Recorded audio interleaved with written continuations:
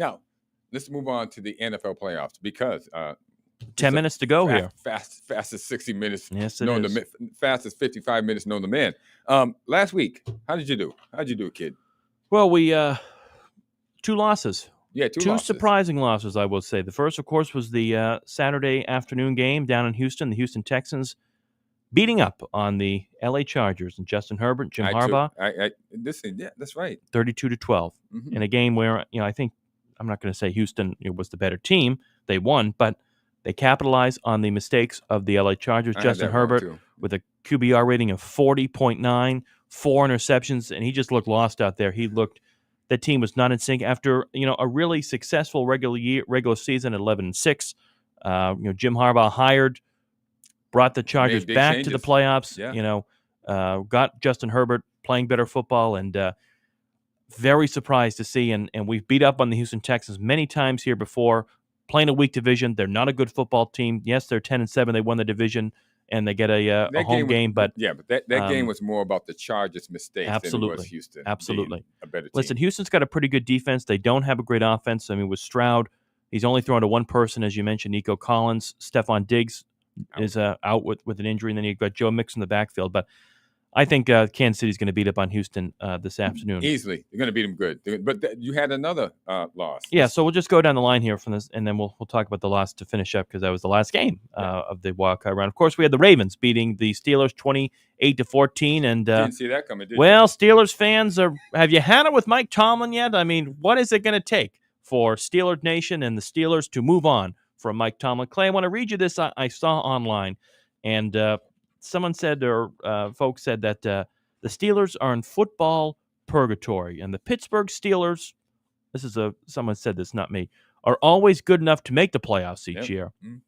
but never good enough to win in the playoffs. Yeah. Never bad enough to be able to draft a top quarterback, but never good enough to win without one.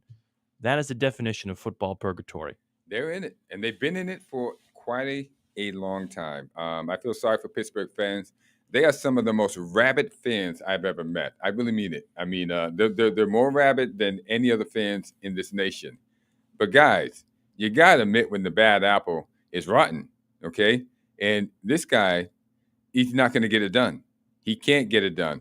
And I always point out that as a Patriots fan, I always wanted to see the Patriots play the Steelers in the playoffs. I didn't care what team they had. They can have Le'Veon Bell, Antonio Brown, Ben Roethlisberger, Lynn Swann, and anybody else on the Pittsburgh team. As long as Mike Tomlin was the coach of that team and Bill Belichick was the coach of the New England Patriots, rest assured, I knew that the New England Patriots, even with Drew Bledsoe, was going to beat them. Right. Okay? So I'm telling you, the problem is in your coach. Now, I don't feel that way when they play Andy Reid. I don't feel that way when they play John Harbaugh down in Baltimore. Okay?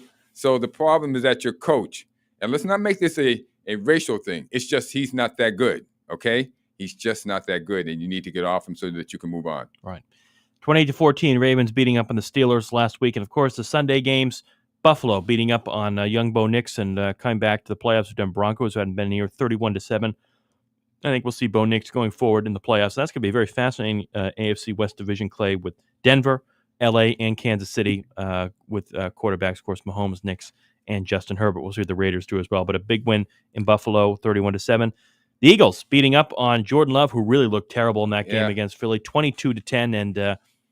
And some concern in Green Bay after 11-6 year. A lot of people thought, hey, Green Bay had a Super Bowl caliber team this year. At times, it looked like the team that could make a late playoff run. But injuries aside, and Philadelphia is a really good team. Philadelphia has been sort of one of the most underrated 14-3 teams all year. Yes, because of how good the storyline has been with Detroit. But Philadelphia, if it's going to be the Lions and the Eagles in the NFC Championship game, that's going to be a really great NFC Championship game. But they beat up on Green Bay. Of course, we had the upset, which I took Washington, young Jaden Daniels, and the future is bright with the Washington Commanders going to Tampa and beating Baker Mayfield, who's had a heck of a year with all the injuries that they've had on that team, going into Tampa and beating the Tampa Bay Buccaneers on a doink field goal to win the game in the final seconds. I feel sorry for Baker. He's a really good quarterback.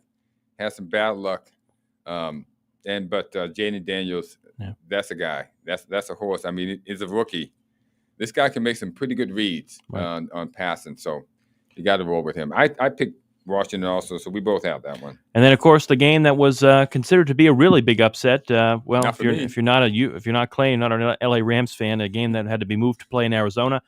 The Rams beating up on the 14-3 Minnesota Vikings, 27-9. Yeah. Clay, a lot of people thought Sam Darnold, Minnesota Vikings, this team, all year with Kevin O'Connell, with the great defense of Brian Flores, look out for this team in the playoffs. And well, they came out and what is this great defense with Brian Flores? They've had a very good year with the defense as his defensive coordinator. And that's why he could very well be a head coach. Well, I know that the NFL would allow it with everything that's happened, but regardless, L.A., Matthew Stafford, 27-9. And we'll see what happens with Minnesota in the offseason, whether it's time to move on from Sam Darnold, give him all the money that he's going to be commanding, and I would say deserves. We have a quarterback, though, in J.J. McCarthy waiting in the wings, who you drafted. The number 10 overall pick in last year's draft, of course, didn't play this year due to injury. So if they're smart, it's a good problem to have, in my opinion. Listen, if they're smart, what they would do is they would trade J.J. McCarthy away, keep Sam Darnold, try to get him to lower his money value. He really can't command that much. He only had one good year, so they can. There's a soft medium they can meet in there somewhere where he's getting a good amount of change, but not the top echelon money. I'm sure he would take it because it's been a rocky road. If they show him some faith, he'll show faith in them. They need to stick with Sam Darnold, because if they stick with Sam Darnold one more year, he will mature into that quarterback that everybody is afraid of.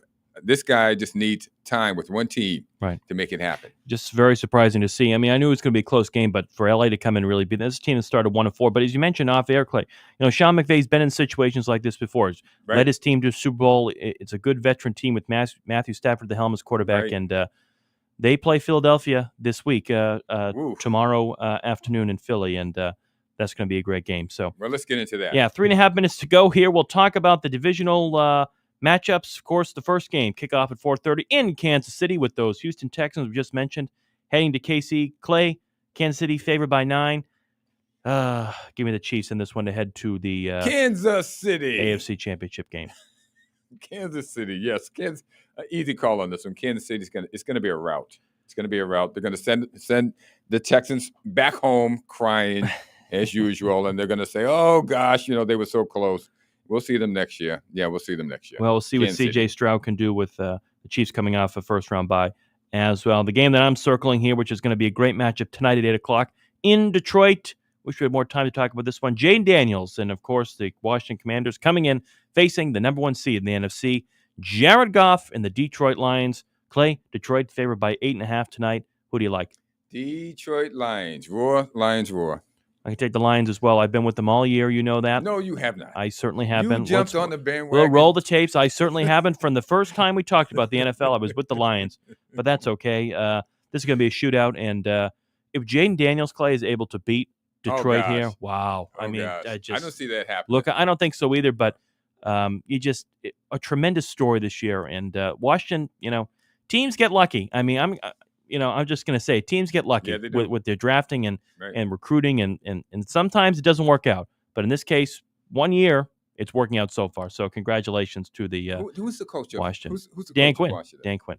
Huh? Dan Quinn. That's right. Former coach of the Atlanta Falcons. That makes the difference. Yep. Okay. The same with the guy in Denver, Sean Payton.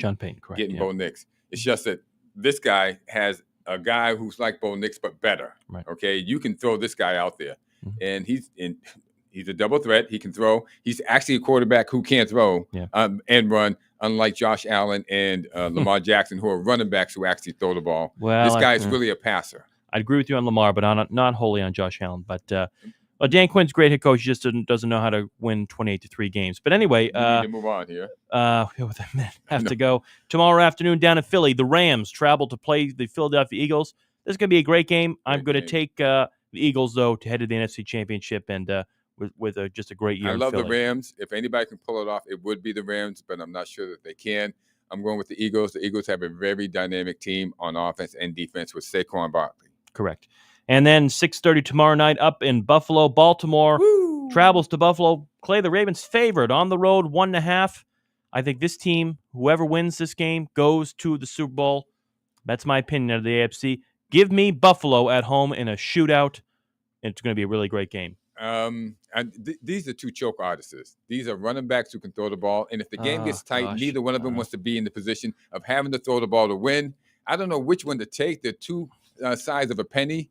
I would go with the home team, but I have a feeling that Josh Allen might choke more than Lamar Jackson. I don't see this choking. I say more on Lamar Jackson, but we'll talk about this more next week. I think he has Derrick Henry now, so they're going to run the ball and try to put it out of place. So I'm going to go with the Ravens on this one, and I don't think they're going to go to the Super Bowl, even if they win. We'll see what happens. All right.